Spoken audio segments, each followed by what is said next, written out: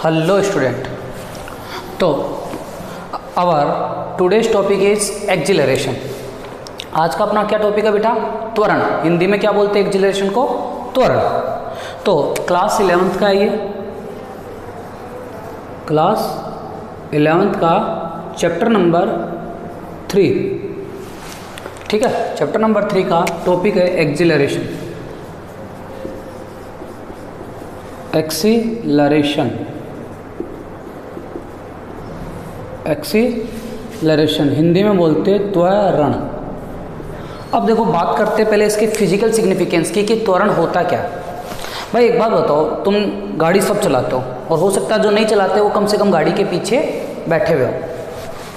अब एक्सीलरेशन क्या होता है यहाँ पर कि जब भी अपन गाड़ी चलाते हैं तो अपन क्या, अगर जब अपने को स्पीड बढ़ानी हो गाड़ी की तो अपन किसी चीज़ को घुमाते हैं। गाड़ी पे लगा होता है एक हत्थे पर, उस चीज़ को तुम घुमाते हो, रोटेट करते हो उस चीज़ को तुम, और उस चीज़ को बोलते क्या हो तुम? क्या बोलते हो उसको? एक्सीलरेटर। क्या बोलते हो तुम उसको? एक्सीलरेटर। तो एक्सीलरेटर क्या करता है? Accelerator is a device which is produce acceleration in the object और इन योर व्हीकल।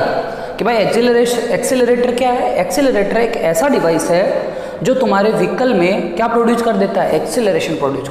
और एक्सीलरेशन जैसे ही प्रोड्यूस होता है तो तुम्हारे व्हीकल की वेलोसिटी चेंज होती है, तुम्हारे व्हीकल की स्पीड चेंज होती है विथ रेस्पेक्ट टू टाइम। और the change in speed with respect to time, the change in velocity with respect to time is known as acceleration. तो ये चीज़ होती है एक्सीलरेशन।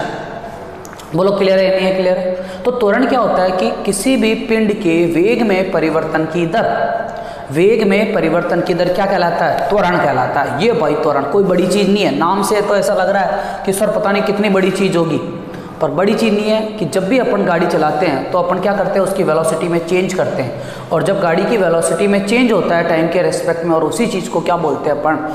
एक्सीलरेशन। तो यहाँ पर क्या बोल सकते हैं? The change in the change in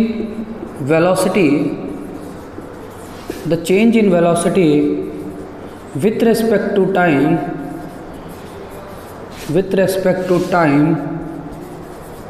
is known as acceleration,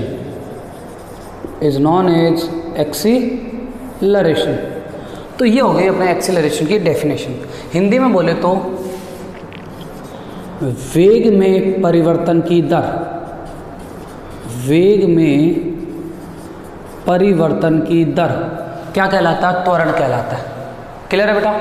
तो फॉर्मूला देखते हैं। देखिए कि एक ऑब्जेक्ट है जिसकी पहले वेलोसिटी v1 थी, और अपन ने एक्सीलरेटर से उसको एक्सीलरेट करा तो उसकी वेलोसिटी हो गई बाद में, कुछ समय बाद में v2 हो गई।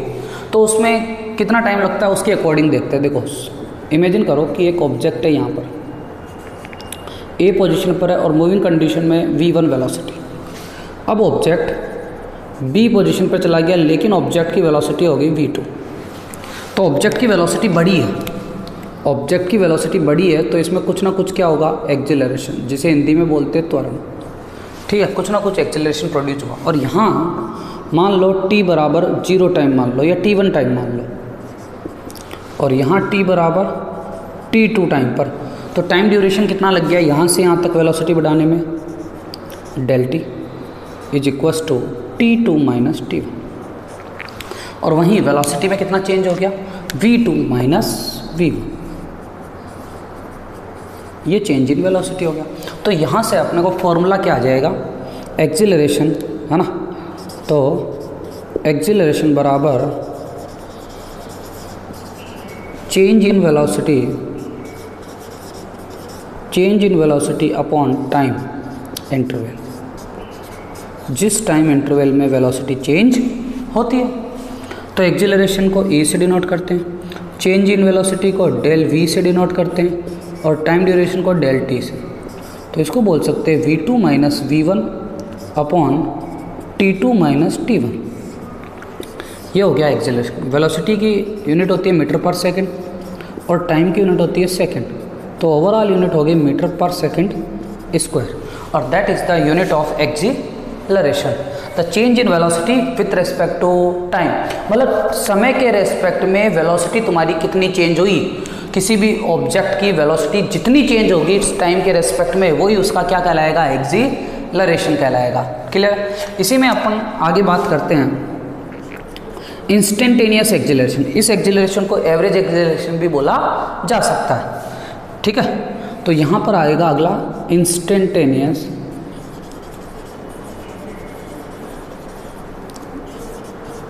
एक्सीलरेशन। और इंस्टेंटेनियस एक्सीलरेशन की जब भी बात करते हैं तो कोई ना कोई एक्सीलरेशन तो है, पर कब है कि एक इंस्टेंट ऑफ टाइम पर हो। इंस्टेंट की जब भी बात करी जाए तो टाइम को बहुत छोटा कर देते हैं। टाइम को कितना छोटा कर देते हैं कि del T is tends to 0, और इस चीज़ को बोलते हैं अपन हिंदी में इंस्टेंट, सॉरी इंग्लिश में इंस्टेंट, और हिंदी में क्षण, और कोई वर्ड बोला जाए तो पल। तो क्या बोल सकता हूँ, acceleration of an object at any instant of time, acceleration of an object at any instant of time is known as instantaneous acceleration। इसी को क्या बोलते हैं, इंस्टेंटेनियस एक्सीलरेशन। हिंदी में बोले तो इसको बोलते हैं तात्क्षणिक त्वरण। तात्क्षणिक, किसी क्षण पर, किसी क्षण पर पिंड का त्वरण, पिंड का त्वरण, किसी क्षण पर पिंड का त्वरण क्या कहलाता है, उसका तात्क्षणिक त्वरण कहलाता है।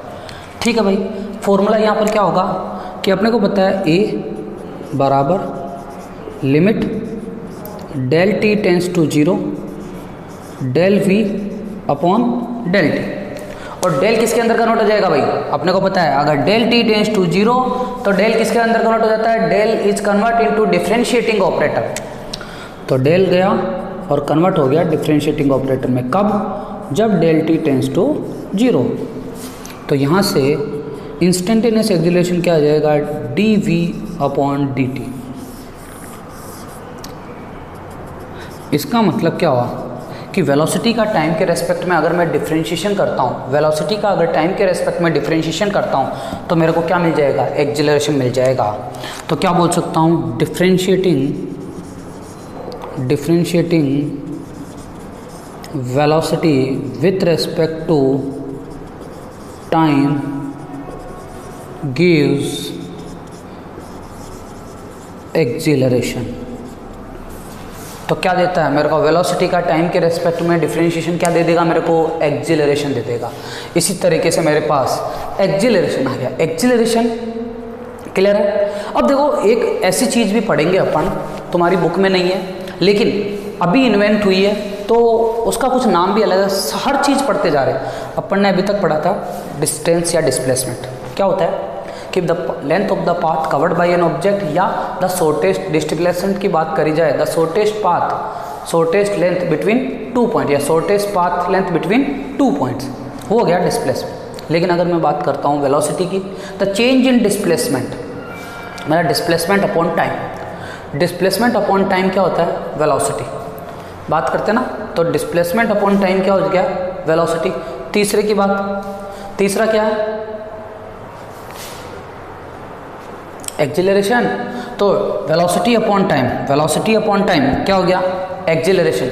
अब सोचो एक्सीलरेशन अपॉन टाइम भी कुछ ना कुछ होता होगा, तुम्हारी बुक में नहीं मिलेगा, लेकिन एक्सीलरेशन अपॉन टाइम होता है जर्क। जर्क अगर हिंदी में मैं बोलूँ ना, तुम्हें फिजिकल सिग्निफिकेंस दूँ तो झटका, झटका, मतलब the change in acceleration with respect to time. The change in acceleration with respect to time is known a jerk, is known a झटका।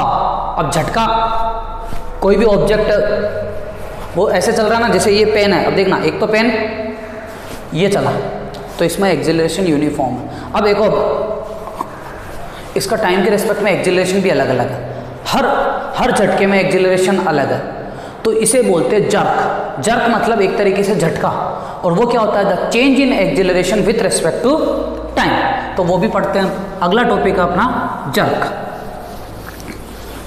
तुम्हें बुक में नहीं मिलेगा, लेकिन जब आ गया तो एक बार पढ़ना बनता है, तो इसलिए अपन पढ़ेंगे अगला टॉपिक जर्क, JERK। तो अगला टॉपिक अपना जर्क।